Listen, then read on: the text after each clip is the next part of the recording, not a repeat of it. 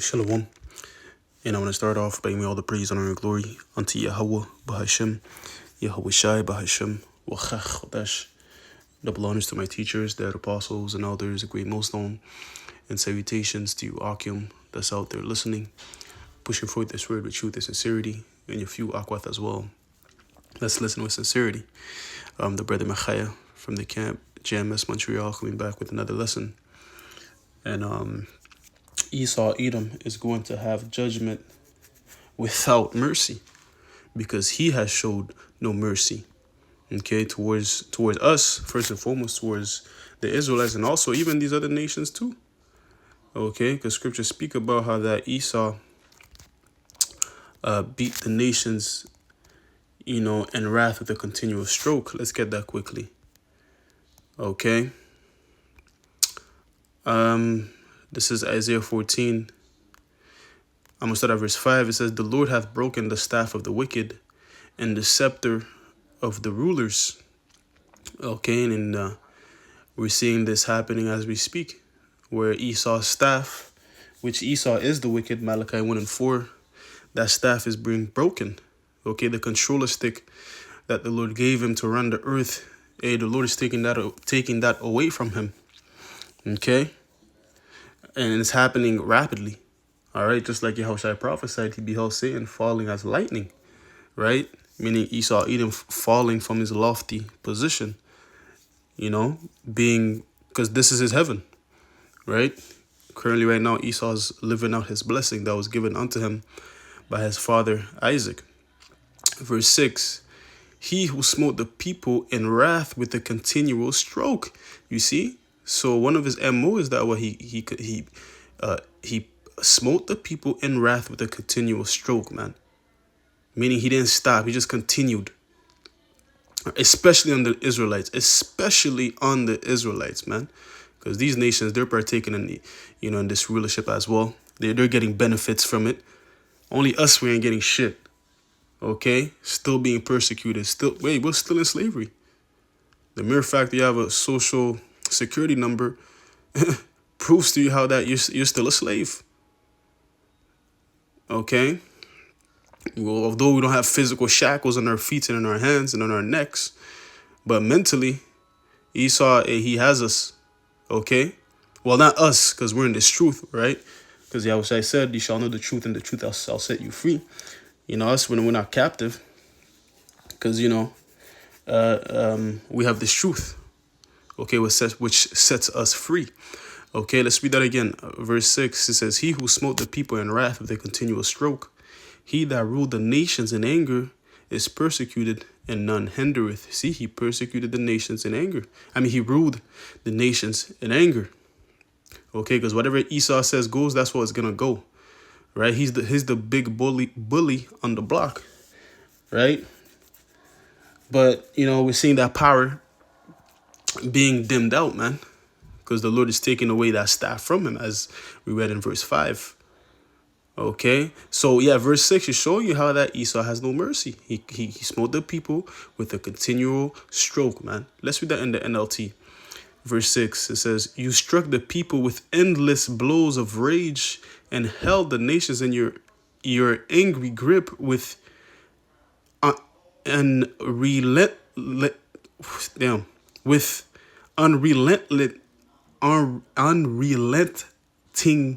tyranny." Ooh, that was a tongue twister.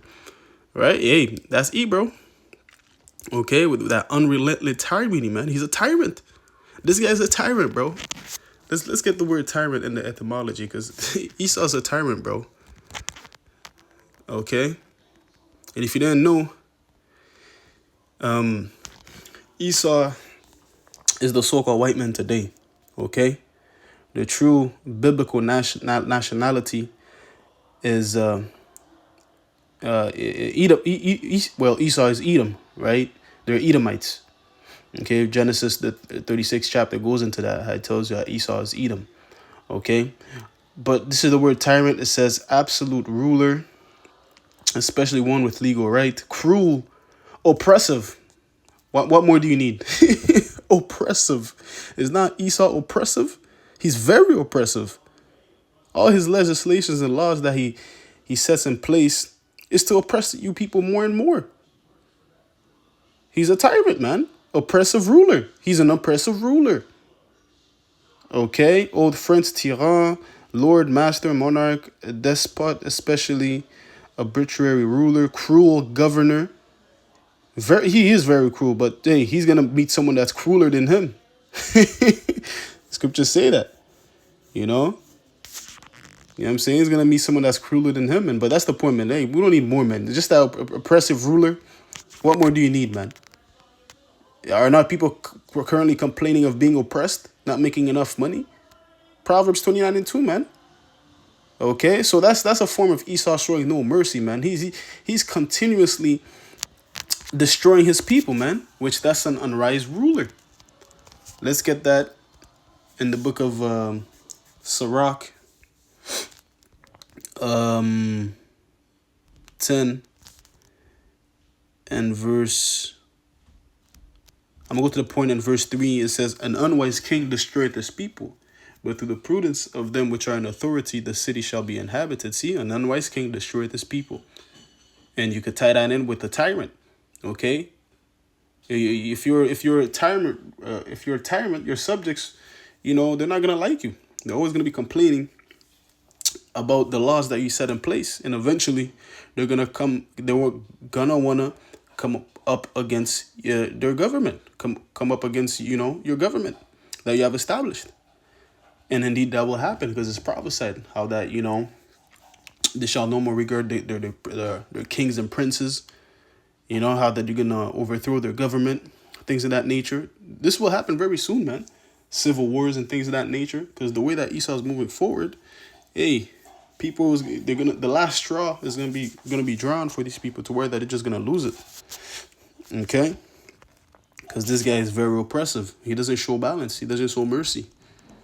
Okay? So let's get James 2. Is it in 2? I think it's in 2. No. I think it's in 4. Hold on. Let me type it in. Without mercy. Because that's what Esau's gonna get, man. Judgment without mercy. S3. James 2 and verse 13, it says, for he shall have judgment without mercy that hath showed no mercy, and mercy rejoiceth against judgment.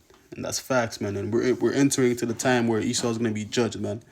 Okay, because currently right now inquisition is being made. You know what I'm saying? So he's gonna have judgment without mercy, man. Because look at his track record. You know, if there is somewhere in history where he demonstrated an act of mercy, it's not true mercy, man. Okay? He had ulterior motives. Okay? Because, before we get the Inquisition, let's get Proverbs. All right? Where it speaks about the tender mercies of the wicked.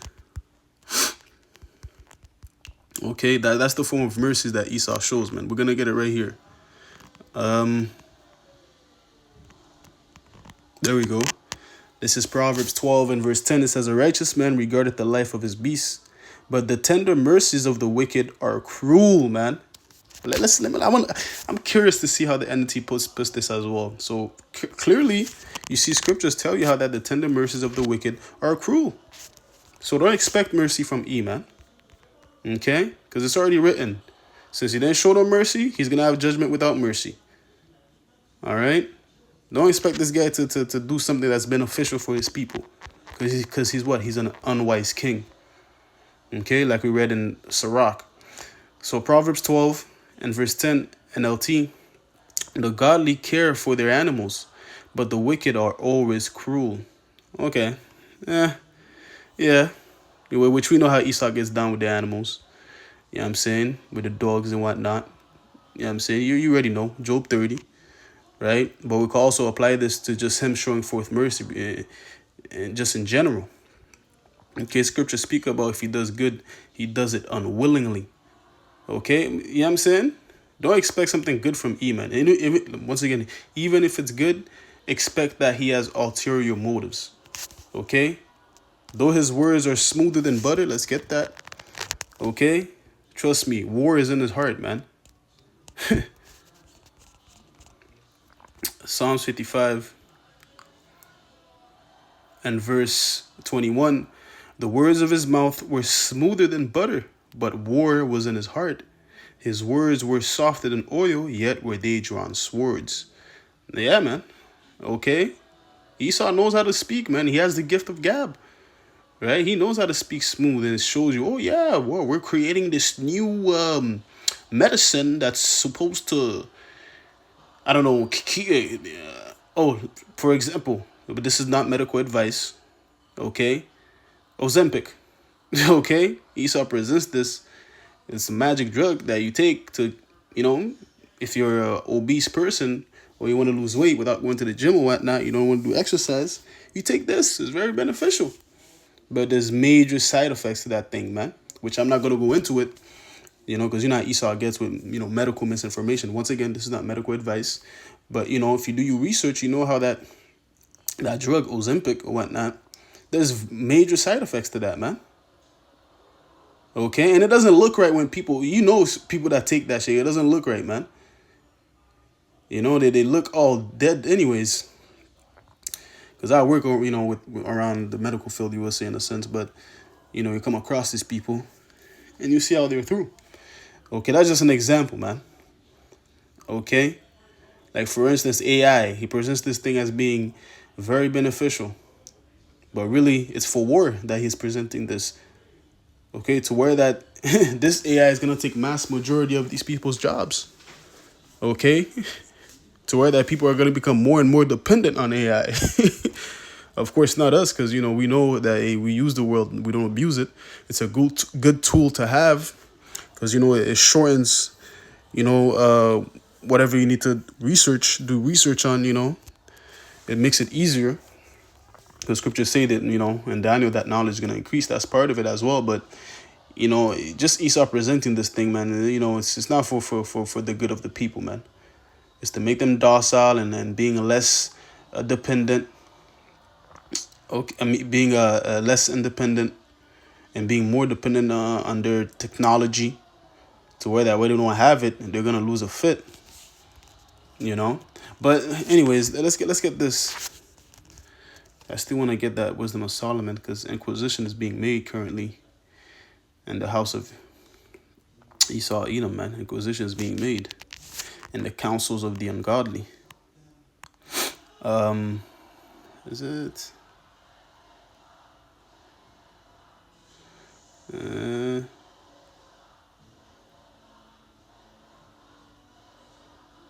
Hold on, let me type in that. I know it's in 2. Inquisition shall.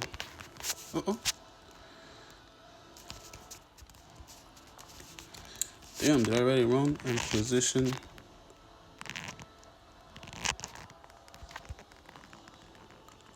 Oh, it's 1. Okay, Wisdom of Solomon 1 and verse 9, it says, for inquisition shall be made in the counsels of the ungodly, and the sound of his word shall come up unto the Lord for the manifestation of his wicked deeds. Yeah, and that's currently happening, man. Okay, where the prophets are here, now set in place, pointing the finger, shaking the hand, making sure that it goes into the gates of the nobles. Okay, not only that, the Lord is revealing things that have been hidden in the dark, things that Esau has, spent a lot of money to hide. Here it is, the Holy Spirit has revealed it unto us, and we're proclaiming it abroad. That's part of the Inquisition, man. We're bringing out the evidence, actual history, tying it in with the scriptures, and showing how that this guy is wicked, man. He's the devil. Look how he mistreats the creation, man. Yay, that within itself, Esau's not showing any mercy to the creation, man. He's abusing it, man. Not letting the earth rest. You know what I'm saying? So, hey, it's fitting that the Lord said that he's going to have judgment without mercy, man. It's very fitting. Okay, and we don't pity, and we're like, no, not all Edomites. No, all of them, fuck them. They're all going to receive that judgment, man. Okay, my mom's an Edomite. She's going to have to die. Okay?